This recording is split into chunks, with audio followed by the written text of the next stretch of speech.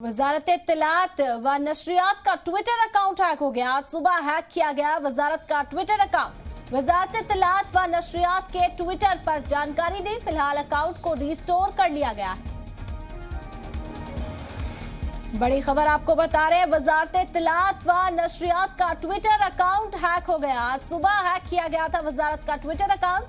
वजारत इत्तलात व नशरियात ने ट्वीट कर इस बात की जानकारी दी। बता दें कि फिलहाल अकाउंट को रिस्टोर कर लिया गया है।